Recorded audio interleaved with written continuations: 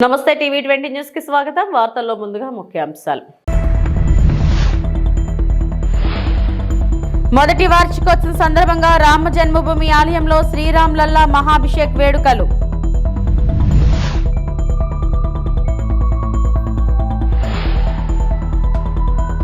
పోలవరం ప్రాజెక్టుకి చేరుకున్న Jalshakti parliamentary standing committee chairman Pratap Rudy. Game changer సినిమా కోసం టంగ్ చేంజర్ గా మారాడు. రేవంత్ రెడ్డిపై హరీష్ రావు ఫైర్. అయోధ్యలోని రామ జన్మభూమి ఆలయంలో ప్రాణ ప్రతిష్ఠ వేడుకల ప్రథమ వార్షికోత్సవం సందర్భంగా ఘనంగా శ్రీరాముల మహాభిషేకం నిర్వహించారు. ఈ వేడుక ఆలయ చరిత్రలో ఒక ముఖ్యమైన ఘట్టంగా గుర్తించబడింది.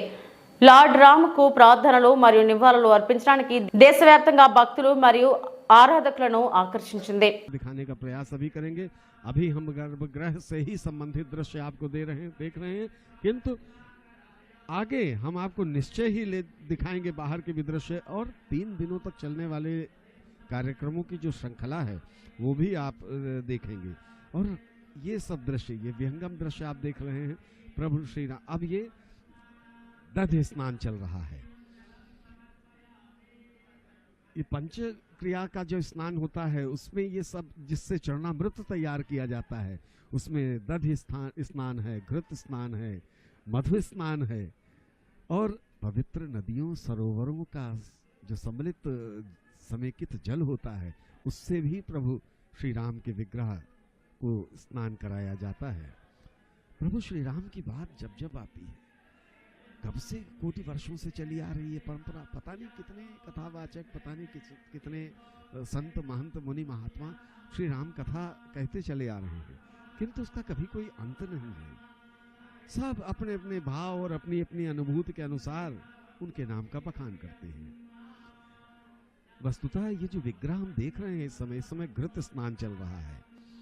ये घृत स्नान के दृश्य आपके टीवी स्क्रीन पर इस समय उपस्थित होंगे।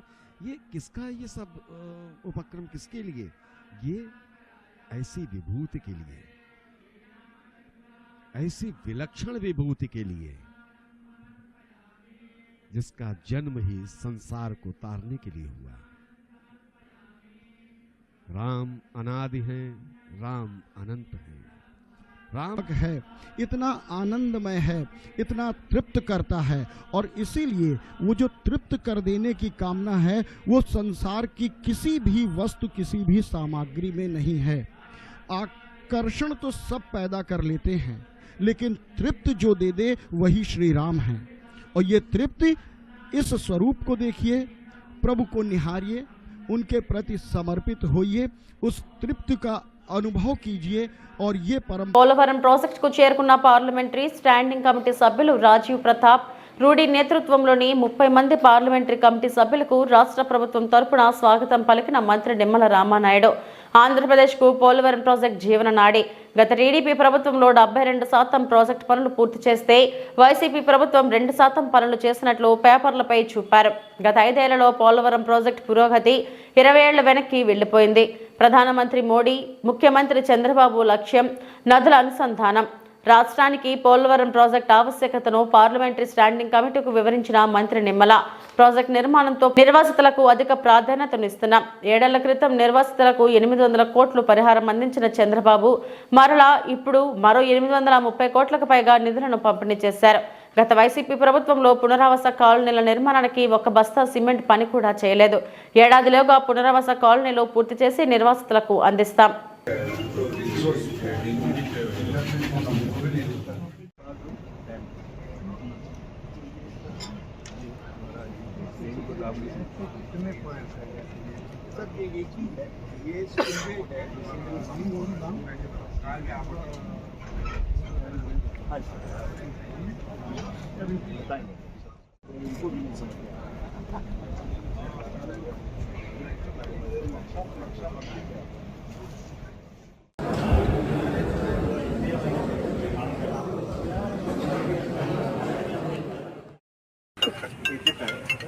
और ये operation basically Bhopal say about 1 kilometre उसके बाद भी उसमें एक गैप को तो कंसर्ट कर दिया गया कॉन्क्रीट इसके अलावा गैप 1 और गैप 2 में मेन डैम बनेंगे सर और उस एरिया को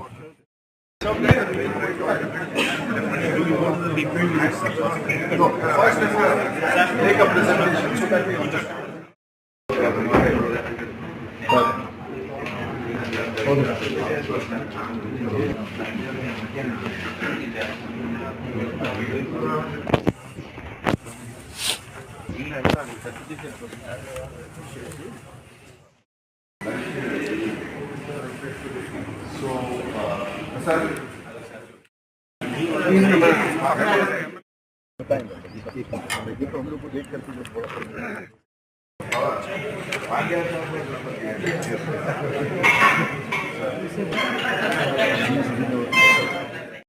we had to travel all the way from Vizag or we came from Vijayawada. Native district, West Godavari. Okay. This is West Godavari district. All on project. Okay.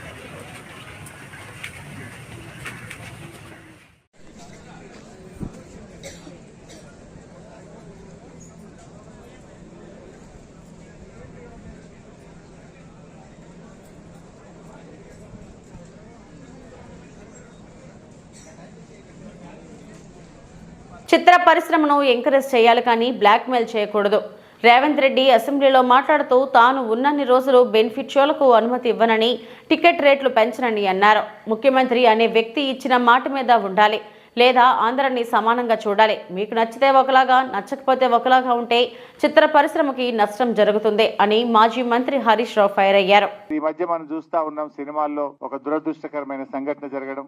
మన ముఖ్యమంత్రి గారు అసెంబ్లీలో మాట్లాడుతూ ఏమన్నారంటే, ఇంకా జబ్ తక్ మై కుర్సీ మే బైఠతా హూं తబ్ తక్ preview shows నయ్యే, tickets బడానే కే నయ్యే, కుచ్ నహీ కర్తూ అన్నాడు. కానీ నేను చూస్తే మళ్ళీ ఇంకో సినిమాకు అడిషనల్ షోస్ ఇచ్చారు, సినిమా టికెట్ల రేట్లు పెంచారు. అంటే నేను ఎందుకు పెంచారు ఆ సినిమాకి అనట్లేదు. ముఖ్యమంత్రి అనే వ్యక్తి అయితే ఇచ్చిన మాట మీద నిలబడాలి, లేదా అందరినీ సమానంగా చూడాలి. నీకు నచ్చితే ఒక తీరు, నచ్చకపోతే ఇంకొక తీరు ఉంటే అది చిత్ర పరిశ్రమకు నష్టం జరుగుతుంది. చిత్ర పరిశ్రమను ప్రేమతో, అభిమానంతో ఎంకరేజ్ చేయాలి. పరిశ్రమ పెరుగుదలలో మన రాష్ట్ర ఎదుగుదల ఉన్నది. మనకు ఆస్కార్ అవార్డు వచ్చిందంటే అది తెలుగు ప్రజలందరూ కూడా గర్విస్తారు. పరిశ్రమను ఎంకరేజ్ చేయాలి తప్ప బ్లాక్ మెయిల్ చేసేటువంటి పరిస్థితికి పాల్పడొద్దని నేను ముఖ్యమంత్రి గారిని కోరుతా ఉన్నా. ఒక ముఖ్యమంత్రిగా అసెంబ్లీలో మాట్లాడితే you have to stick to the word. దురదృష్టం ఏంటంటే గేమ్ చేంజర్ కు ఈ ముఖ్యమంత్రి టంగ్ చేంజర్ అయిపోయింది. నువ్వు గేమ్ చేంజర్ ఎందుకు ఇచ్చావని అనట్లేదు, కానీ నువ్వు టంగ్ చేంజర్ గురించి నేను అడుగుతా ఉన్నా. నువ్వు అసెంబ్లీలో మాట్లాడినావు, జబ్ తక్ మై కుర్సీ మే बैठता हूं तब तक no shows no additional benefits అన్నావు. फिर क्यों दिए? एक महीने के अंदर क्यों बदल गए? అసెంబ్లీ में एक बोलते बाहर एक करते. అంటే దానివల్ల ఏమైతుంది? నీ గౌరవం పడిపోతుంది, ఆ కుర్చీ గౌరవం పడిపోతుంది. You have to stick to the word. Rules అనేవి అందరికీ సమానంగా ఉండాలి. నచ్చితే ఒక తీరు, నచ్చకపోతే ఒక తీరు ఉంటే చిత్ర పరిశ్రమకు మంచిది కాదు. సో ఇది తప్పకుండా గమనించాలి. ఇలా కోర్టు కూడా మొట్టికాయలేసినట్టుంది కదా, హైకోర్టు కూడా మొట్టికాయలేసింది. ఇదేం పద్ధతి అని అడిగారు. దానివల్ల ఎవరి ప్రతిష్ట దెబ్బతిన్నది? రాష్ట్ర ప్రతిష్ట దెబ్బతిన్నది. సంక్రాంతికి సొంతూళ్లకు వెళ్లే ప్రయాణికులతో హైదరాబాద్ విజయవాడ జాతీయ రహదారిపై శనివారం ఉదయం రద్దీ పెరిగింది. దీంతో అబ్దుల్లాపూర్ మెట్ నుంచి కొత్తగూడెం వరకు వాహనాలు నెమ్మదిగా కదులుతున్నాయి. చౌటప్పల్ పంతంగి టోల్ ప్లాజా వద్ద ట్రాఫిక్ జామ్ ఏర్పడింది. సిబ్బంది 10 టోల్ బూత్ల ద్వారా ఏపీ వైపు వెళ్తున్న వారిని పంపిస్తున్నారు. హైదరాబాద్ వైపు వచ్చే వారిని 6 గేట్ల ద్వారా పంపిస్తున్నారు.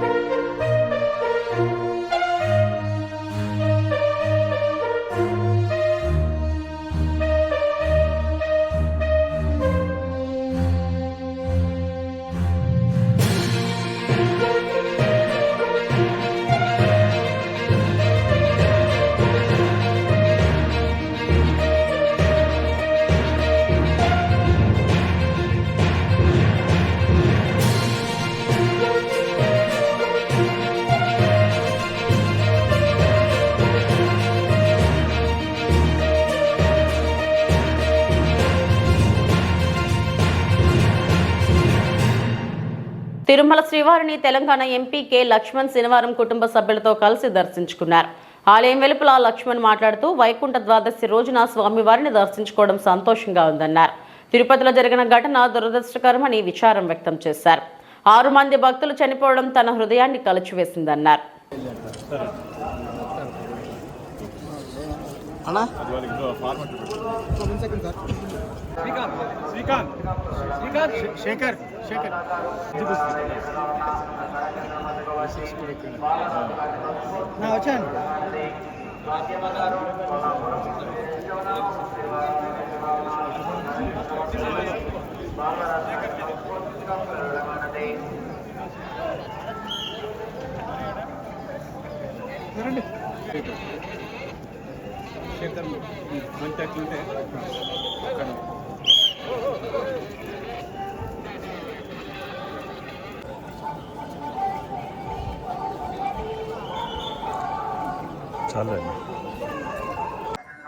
వైకుంఠ ఏకాదశి పర్వదినం పురస్కరించుకొని ఈ పవిత్రమైనటువంటి 10 రోజుల్లో వైకుంఠం ద్వారా వాళ్ళ దర్శనం చేసుకోవడానికి భక్తులు దేశవ్యాప్తంగా కూడా తరలి రావడము.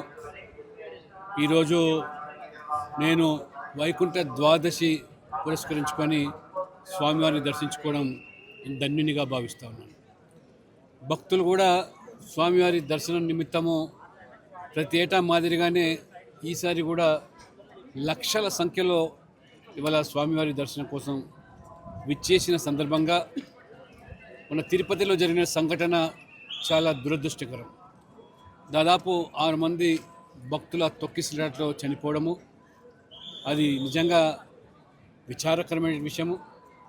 ప్రభుత్వము ముఖ్యమంత్రి గారు వెంటనే మరి స్పందించి ఆ యొక్క బాధిత కుటుంబాలకు కూడా మరి న్యాయం చేయడానికి ఆర్థిక పరంగా, ఉద్యోగపరంగా, అన్ని రకాలు కూడా విద్యాపరంగా కూడా ముందుకు రావడం నేను స్వాగతిస్తూ, ముఖ్యమంత్రి గారు న్యాయ విచారణ కూడా ఆదేశించడం, ఈ న్యాయ విచారణ సందర్భంగా మరి ఏ యొక్క అంశాలు అయితే వెలుగులోకి వస్తాయో తప్పకుండా ప్రభుత్వం స్పందించి దానికి తగ్గట్టుగా చర్యలు తీసుకోవాల్సిందిగా నేను భావిస్తూ ఉన్నాను.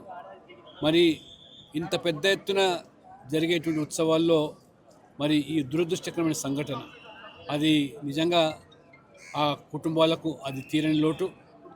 వారి భగవంతుడు వారి ఆత్మకు వాళ్ళందరికీ కూడా శాంతి చేకూర్చాలని, అందులో ఏ లోటుపాట్లు కానీ లేదా లోపాలు కానీ భవిష్యత్తులో పునరావృతం కాకుండా వాటి పట్ల కూడా ప్రభుత్వము, బోర్డు అధికారులు కూడా జాగ్రత్తలు తీసుకోవాలని, అధికారులు కూడా ఇంకా ఇటువంటి పవిత్ర దినోత్సవాల సందర్భంగా అది బ్రహ్మోత్సవాలైనా మరి ఏకాదశి పర్వదిన సందర్భంగా అయినా ముందస్తుగానే అన్ని జాగ్రత్తలు తీసుకోవాల్సిన ఆవశ్యకత ఉందని ఇవాళ నేను గర్వపడుతాను. ఇవాళ హిందుత్వము, సనాతన ధర్మం కోసము ఇవాళ మొత్తం ప్రపంచవ్యాప్తంగా కూడా ఏ రకంగా భక్తులు తమ విశ్వాసాన్ని చాటుకుంటున్నారో, రేపు ప్రయాగ్రాజ్లో జరిగేటువంటి మహా కుంభమేళలో కూడా అక్కడ యోగి ప్రభుత్వం కూడా గత 6 మాసాలుగానే పగడ్బందీగా చర్యలు తీసుకుంటూ కోట్లాది మంది భక్తులకు ఆ పుణ్య స్థానాలకు కానీ లేదా ఆ భక్తుని సేవించడానికి ఎవరైతే వస్తున్నారో అన్ని జాగ్రత్తలు తీసుకోవడం జరుగుతుంది. కాబట్టి సనాతన ధర్మం యొక్క విలువలను ఈనాటి సమాజము, ఈనాటి యువత కూడా గమనిస్తూ ఉన్నది. కాబట్టి సనాతన ధర్మం పట్ల మొన్న విజయవాడలో జరిగినటువంటి ఏదైతే హిందూ శంకారావం కూడా ప్రజలు స్వచ్ఛందంగా తరలి రావడం ఇది ఒక సంకేతంగా మనం గుర్తుంచుకోవాలి. కాబట్టి సనాతన ధర్మం పట్ల ఎవరైనా మరి దానికి మరి వికృతంగా దాన్ని మరి విమర్శించేదానికి అదొక ఫ్యాషన్గా మారిపోయింది. ఇప్పటికైనా సనాతన ధర్మం మనల్ని కాపాడితే, ధర్మాన్ని మనం కాపాడితే ధర్మాన్ని కాపాడుతున్న విషయాన్ని కూడా గమనించాల్సిన అవసరం ఉందని చెప్పి ఈ సందర్భంగా తెలియజేస్తాం. తిరుమల శ్రీ వెంకటేశ్వర స్వామి వారిని మాజీ మంత్రి ఆర్కే రోజా దర్శించుకున్నారు. వైకుంఠ ద్వాదశి సందర్భంగా కుటుంబ సభ్యులతో కలిసి స్వామివారి సేవలో పాల్గొని మొక్కులు చెల్లించుకున్నారు. దర్శనానంతరం రంగనాయకుల మండపంలో వేద పండితులు వేదాశీర్వచనం అందించగా ఆలయ అర్చకులు తీర్థ ప్రసాదాలు అందజేశారు. ఆలయం వెలుపల రోజా మాట్లాడుతూ వైకుంఠ ఏకాదశి శుభాకాంక్షలు తెలిపారు. అందరూ సుఖ సంతోషాలతో ఉండాలని కోరుకున్నట్లు తెలిపారు.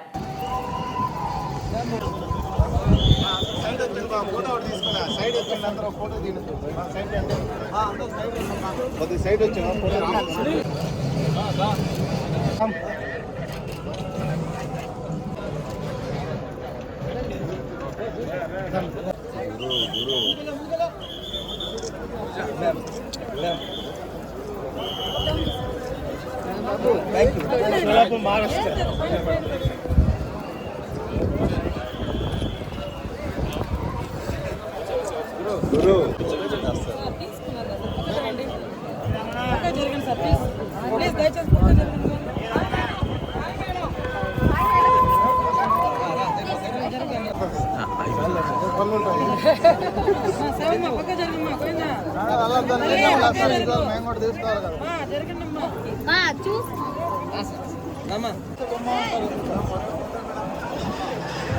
మీకు అక్కడి నుంచి చెప్తా ఉన్నా.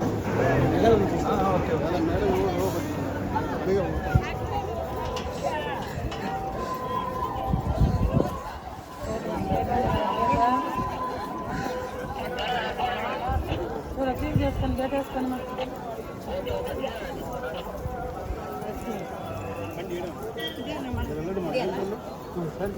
ఎక్కడ పెట్టారు?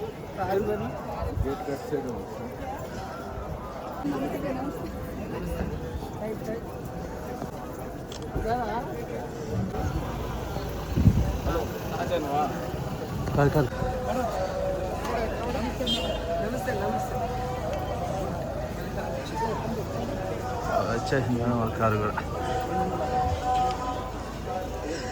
వైకుంఠ ద్వాదశి శుభాకాంక్షలు.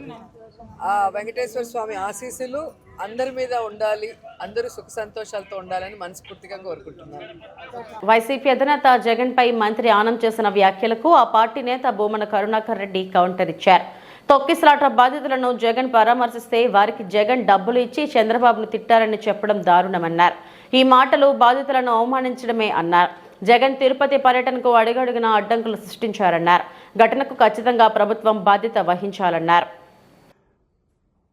జగన్మోహన్ రెడ్డి గారు మొన్న తిరుపతిలో జరిగినటువంటి దుర్ఘటనలో క్షతగాత్రులైనటువంటి వాళ్లను పరామర్శించటానికి రావటానికి ముందే వైసీపీ నాయకులు ఆ క్షతగాత్రులకు 18 మందికి డబ్బులిచ్చి చంద్రబాబు గారికి వ్యతిరేకంగా తిట్టమని చెప్పారు అని చేసినటువంటి ఆరోపణ ఎంత దారుణంగా ఉందంటే, మీ నిర్వాకం వలన 6 మంది మరణానికి గురైతే దానికి నైతిక బాధ్యత వహించి రాజీనామా చేయవలసినటువంటి స్థానంలో ఉన్నటువంటి మీరు జగన్మోహన్ రెడ్డి గారి మీద ఈ రకమైనటువంటి ఆరోపణ చేయటం ఒక సీనియర్ రాజకీయ నాయకుడిగా మీ స్థాయిని ఎంతగా దిగజార్చిందంటే, రాజకీయంగా ఇంత హీనంగా కూడా మాట్లాడగలరు మీరు అని నిరూపితం చేసుకున్నారు. రామనారాయణ రెడ్డి గారు చనిపోయినటువంటి వాళ్ళ పట్ల సానుభూతి కూడా లేకుండా అంత తొక్కిసలాటలో మరణించినటువంటి వాళ్ళ బంధువులు, అలాగే వాళ్లల్లో కూడా క్షతగాత్రులు ఉన్నారు. మిగతా క్షతగాత్రులని ఎంత దారుణమైనటువంటి రీతిలో మీరు అవమానించారు. వాళ్ల మీద ఆరోపణ వేసి వాళ్ల మీద సానుభూతి చూపాల్సింది పోయి, వాళ్లకు మీరు పరామర్శించి ఆర్థిక సహాయం చేయాల్సింది పోయి, మేము డబ్బులు ఇచ్చి మిమ్మల్ని తిట్టించడానికి వాడుకున్నారు అని ఆరోపిస్తున్నారంటే, అంటే ఆ సంఘటన మీరు రాజకీయం చేస్తున్నారా, మేము రాజకీయం చేస్తున్నామా అన్నది దీన్ని బట్టి చాలా తేటతెల్లమైపోయింది. అంటే మీకు క్షతగాత్రుల మీద కూడా సదభిప్రాయం లేదు. చనిపోయినటువంటి వాళ్ళ కుటుంబీకులు అందులో ఉన్నారు. వాళ్లను గురించి మీకున్నటువంటి అత్యంత నీచమైన అభిప్రాయం, వాళ్ళు డబ్బులు తీసుకొని చంద్రబాబును తిట్టినారు. ఇది మీ ఆరోపణ. ఇంతకంటే దారుణం మరొకటి ఉన్నదా? ఈ మొత్తం ఎపిసోడులో వైసీపీ నాయకుల్లో లేకపోతే మేము కానీ ఎవరం కూడా మీ పాత్రకు సంబంధించి ఏమి మాట్లాడలేదు కాబట్టి, తద్వారా మీరు నా అస్తిత్వం ఎక్కడ తగ్గిపోతుందోనని ఈ రకమైనటువంటి ఆరోపణలకు దిగినారో లేదో దిగినారేమో అర్థం కావటం లేదు. క్షతగాత్రులను అవమానపరచటం, చనిపోయినటువంటి వాళ్ళ కుటుంబీకులను అత్యంత నీచంగా భావించటం, ఇంతకంటే దారుణం మరొకటి లేదు. అలాగే మేము అక్కడికి వచ్చినప్పుడు జగన్మోహన్ రెడ్డి గారిని అక్కడికి ఆసుపత్రికి రాకుండా చేయటం కోసమని అడుగడుగున ఆటంకం కలిగించింది మీ ప్రభుత్వం. దారిలో ఒక మాజీ ముఖ్యమంత్రిని అడ్డుకోవటానికి ట్రాక్టర్లు అడ్డుపెట్టి ఇంత నీచంగా వ్యవహరించింది మీ ప్రభుత్వం. ఇంతకంటే దారుణం మరొకటి ఉన్నదా? మీరు ఎన్ని రకాలైనటువంటి దుర్మార్గపు చర్యలు చేశారో జగన్మోహన్ రెడ్డి గారిని అడ్డుకోవటానికి. జగన్మోహన్ రెడ్డి లాంటి ఒక ప్రజానాయకుడు వచ్చినప్పుడు పోలీసులు కనీసమైనటువంటి భద్రత కూడా ఇవ్వకుండా, మేము ఆసుపత్రిలో పరామర్శించడానికి వస్తే పవన్ కళ్యాణ్ ఉద్దేశపూర్వకంగా ఆసుపత్రిలో దాదాపు 2 గంటలకు పైగా అక్కడ ఉండటం, జగన్మోహన్ రెడ్డి గారు వచ్చినారని తెలిసినప్పటికీ కూడా కావాలనే ఆయన్ను ఆసుపత్రిలోకి రానివ్వకుండా చేయటం కోసమని తన ప్రోగ్రామును మరింత పొడిగించుకోవటం, ఇవన్నీ మీ కళ్ళకు కనపడలా. అట్లాగే నిన్న డబ్బులు ఇచ్చినటువంటి, మేము ఈ డబ్బులు ఇచ్చినామని వైసీపీ వాళ్ళ మీద మీరు ఏదైతే ఆరోపణలు చేస్తున్నారో అవన్నీ సీసీ కెమెరాలలో రికార్డ్ అయినాయి అని చెప్తున్నారు. రామనారాయణ గారికి ఛాలెంజ్ చేస్తున్నాం. అది నిజమైతే, మీరు నిజంగా దేవుడి మీద భక్తి కలిగినటువంటి వాళ్ళైతే ఆ సీసీ కెమెరాల ఫుటేజ్ని బయట పెట్టాలి. మేము డబ్బులు ఇచ్చినట్టుగా మీరు నిరూపించాలి. నిరూపించలేకపోతే, ఎందుకంటే సీసీ ఫుటేజ్లు మీ అధీనంలోనే ఉంటాయి. నిరూపించలేకపోతే వెంటనే మీ పదవికి రాజీనామా చేయాలి. మమ్మల్ని అసలు జగన్మోహన్ రెడ్డి గారు వచ్చేంత వరకు మమ్మల్ని ఆసుపత్రి ముఖం వైపు కూడా రానివ్వలేదు మీ పోలీసు, మీ అధికార గణం. మేము డబ్బులు ఇచ్చి మీ చంద్రబాబు నాయుడిని తిట్టించినామని చెప్తున్నారు మీరు. అంటే చంద్రబాబు నాయుడు గారి పాలన మీద క్షతగాత్రులకు ఉన్నటువంటి అభిప్రాయం ఏందో చాలా స్పష్టంగా అర్థమైపోయింది. మీ ప్రభుత్వం మీద, మీ నాయకుడి మీద ఏ రకమైనటువంటి అభిప్రాయాలు ఉన్నాయని.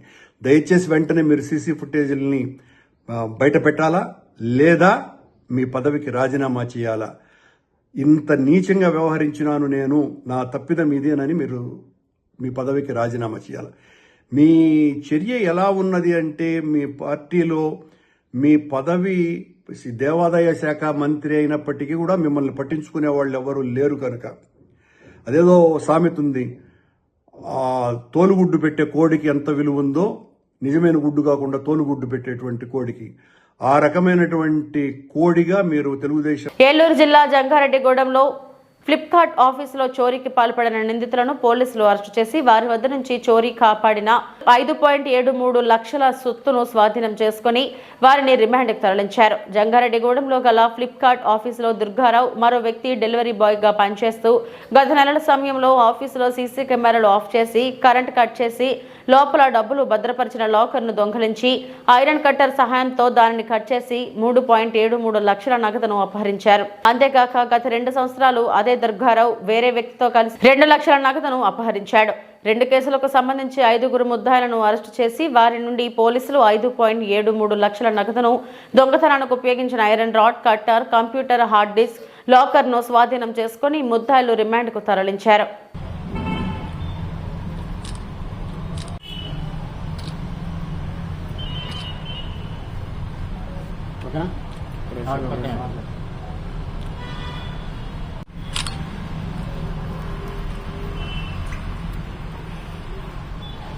జంగారెడ్డిగూడెం పట్టణంలో గత వారంలో, అంటే గత సంవత్సరం చివరిలో డిసెంబర్ 30న మన జంగారెడ్డిగూడెం ఫ్లిప్కార్ట్ ఆఫీస్లో జరిగినటువంటి దొంగతనంలో మనకి ముద్దాయిల్ని అరెస్ట్ చేయడం జరిగింది. ఈ కేసులో ముద్దాయిలైనటువంటి పిల్లి నాగదుర్గారావు, రుద్రిళ్ళ సాయికృష్ణ, వీళ్ళు కూడా గతంలో అదే ఫ్లిప్కార్ట్లో డెలివరీ బాయ్స్గా పనిచేసి ఆఫీస్లో ఉండేటువంటి ఆనుపాలన్నీ కూడా తెలుసుకొని ఉన్నారు. అలా తెలుసుకున్న క్రమంలో డిసెంబర్ నెలాఖరులో కొంత పెద్ద మొత్తంలో డబ్బు ఆఫీస్లో ఉంటుందనే ఉద్దేశంతో నైట్ టైము దుర్గారావు వచ్చి అక్కడ లైట్లు ఆపేసేసి కెమెరాలు ఆపేసి తర్వాత అక్కడ ఉన్నటువంటి క్యాష్ చెస్ట్, ఐరన్ క్యాష్ చెస్ట్ని దొంగిలించుకొని తీసుకొని వెళ్ళడం జరిగింది. తర్వాత దాన్ని వేరే ఐరన్ కట్టర్ తోటి పగలగొట్టేసి దానిలో 3,73,000 రూపాయల క్యాష్ దొంగతనం చేయడం జరిగింది. ఇదే మాదిరిగా గత 2 సంవత్సరాల క్రితం కూడా ఇదే ఫ్లిప్కార్ట్లో ఇదే దుర్గారావు వేరే ఇంకొక వ్యక్తితో కలిసి విజయబాబు అనే అతనితో కలిసి ఈ దొంగతనం చేయడం జరిగింది. అప్పుడు కూడా ఇదే మాదిరిగా క్యాష్ చేసుకుని దొంగిలించి అందులో 2 లక్షల రూపాయలు దొంగతనం చేయడం జరిగింది. ఈరోజు మన జంగారెడ్డిగూడెం సిఐ గారు, ఎస్ఐ గారు, వారి క్రైమ్ సిబ్బంది అందరూ కలిసి ఈ ముద్దాయిల్ని అరెస్ట్ చేయడం జరిగింది. వీరి వద్ద నుంచి దొంగిలించబడినటువంటి పూర్తి సొత్తు 5,73,000 రూపాయలు పూర్తిగా వాళ్ళ దగ్గర నుంచి స్వాధీనం చేసుకోవడం జరిగింది. వీళ్ళు 5గురిని అరెస్ట్ చేసి రిమాండ్ చేయడం జరుగుతుంది. వీళ్ళ వద్ద నుంచి దొంగిలించబడినటువంటి ఐరన్ సేఫ్, అలాగే దానికి ఉపయోగించినటువంటి పనిముట్లు, వాళ్ళు వాడినటువంటి మోటార్ సైకిల్ ఇవన్నీ కూడా సీజ్ చేసి ఎలక్ట్రిక్ కట్టర్ కానీ గతంలో దొంగతనం చేసినప్పుడు దొంగిలించినటువంటి ఈ సీసీ కెమెరాకు సంబంధించినటువంటి హార్డ్ డిస్క్ DVRని కూడా వాళ్ళు దొంగిలించడం జరిగింది. దాన్ని కూడా ఇప్పుడు సీజ్ చేయడం జరిగింది. వీళ్ళందరినీ కూడా కోర్టుకు హాజరుపరిచి రిమాండ్ పంపించడం జరుగుతుంది. కర్నూలు జిల్లా మంత్రాలయం మండలం రచ్చుమర్రి గురు రాఘవేంద్ర రిజర్వేర్లో 20 ట్రాక్టర్లతో ఎర్రమట్టి తరలిస్తున్నట్టు పోలీసులకు సమాచారం తెలియడంతో దాడులు చేసి జేసీబీ స్వాధీనం చేసుకుని దర్యాప్తు చేస్తున్నారు. గురు రాఘవేంద్ర ప్రాజెక్టు ఎత్తిపోతల పథకంలో జేసీబీతో ఎర్రమట్టిని తవ్వడంతో ఆనకంట తెగే ప్రమాదం ఉందని గ్రామస్తులు భయాందోళనలు చెందుతున్నారు. అక్రమ దందాకు అదుపు లేకుండా పోయింది. మా ప్రభుత్వం మమ్మల్ని ఎవరూ ఏమీ చేయలేరు అంటూ రోజుకు వందలాది ట్రాక్టర్ల ద్వారా ఎర్రమట్టి అక్రమంగా తరలిస్తూ సొమ్ము చేసుకుంటున్నారు.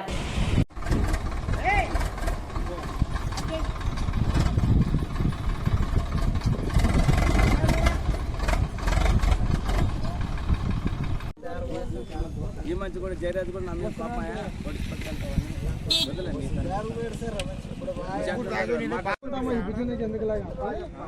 సరే మాట్లాడుకో. ఇన్ఛార్జ్ వచ్చాడు కదా,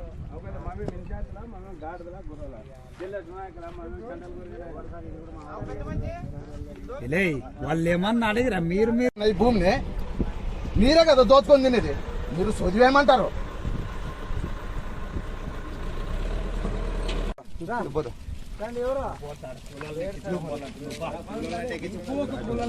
ఆత్రేయపురం మండలంలో ప్రారంభమైన ఈతల పోటీలు. ఆత్రేయపురం సంక్రాంతి సంబరాల సందర్భంగా బండారు సత్యానందరావు ఈతల పోటీలు జనసంద్రోహంగా ప్రారంభించడం జరిగింది. అందులో భాగంగా వీక్షించడానికి ప్రజలు భారీ ఎత్తున వచ్చారు. ఈ ఇంట్లో అందరూ బాగా వస్తున్నారండి, ఎవరో లేని దాట్లేదు. ఇప్పుడు 5 members with in the line. Anyhow timer చూసుకోండి, వాళ్ళ పేర్లు టైము నోట్ చేసుకోండి. Okay, next 5 members ready. 5 members ready. ఇవి ఇప్పటివరకు నా బులెటిన్ అప్డేట్స్. నమస్తే.